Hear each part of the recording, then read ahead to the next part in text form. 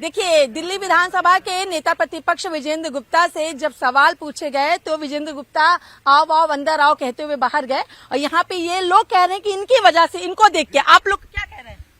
Ma'am, हम तो ऐसा कुछ नहीं कह रहे हैं। हम तो सिर्फ आज जो दिल्ली सरकार ने जो आज जवाब मांगा था वो विजेंद्र गुप्ता से हम वही पूछ रहे थे। हाँ, तो वो अंदर क्यों चले गए? सर मैम, हम उनके सामने ही खड़े थे। हमें आप लोग बस मार्शल हैं? बस मार्शल है मैम। हम भी पहले मीटिंग हो चुकी है सर से, तो हमने पहले सर प्रस्ताव लाए थे, उसी के लिए हम फिर दोबारा तो उन्होंने देखते ही वो सर चले गए।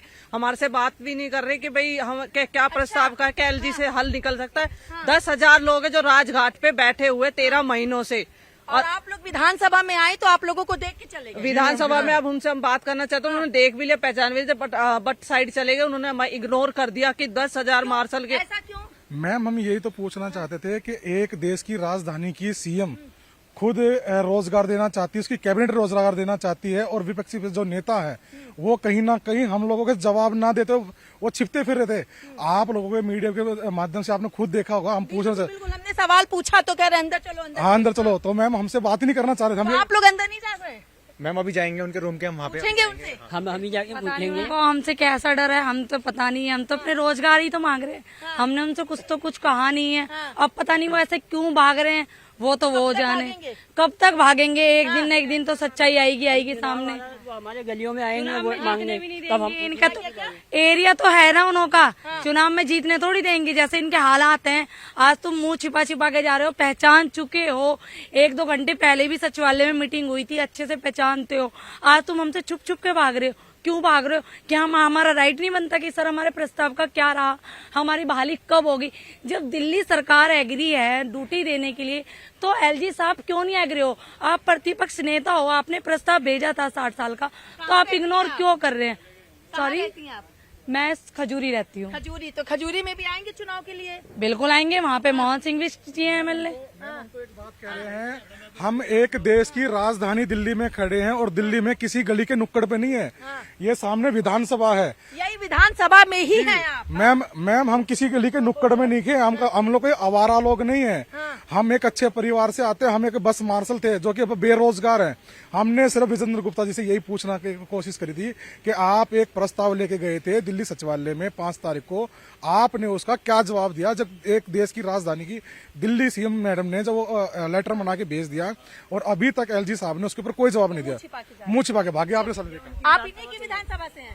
मैडम, मैं इनकी विधानसभा से नहीं हूँ, लेकिन बगल से लगता जुलता हूँ। तो मैं इतना ही कहना चाहता हूँ, अगर ये कहते थे कि जो दिलीप पांडे जी वो रेवोल्यूशन लाए थे, अगर ये कहते थे वो फेक है, और अब तो विजेंद्र गुप्ता जी लेके आए हैं, अब उसका क्या करेंगे ये? तो कैसे जवाब देंगे अब आप लोग? मैडम, सब बस मार्शल ही है ना? हाँ जी, बिल्कुल जवाब देंगे अब? मैडम, बस वो वोट आएगा तो देखेंगे क्या होगा।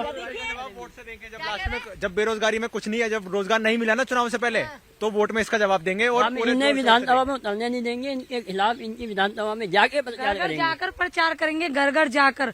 रोजगार नहीं है तो वोट भी नहीं है, घर घर जाकर भी बोलेंगे। कहना चाहूंगा, पिछले 13 महीने से हम लोग मतलब कि भूख से क्या लेके गर्मी सर्दी हम लोग सब बर्दाश्त कर रहे हैं। 13 महीने होंगे हमारा प्रोटेस्ट चलते हुए राजघाट पावर हाउस के ऊपर। मैम, कोई नहीं आया, खाली दिल्ली सरकार है जो अभी तक। हम किसी पार्टी के कार्यकर्ता नहीं, हम बेरोजगार आदमी हैं। कोई ये ना सोचे कि कार्यकर्ता है।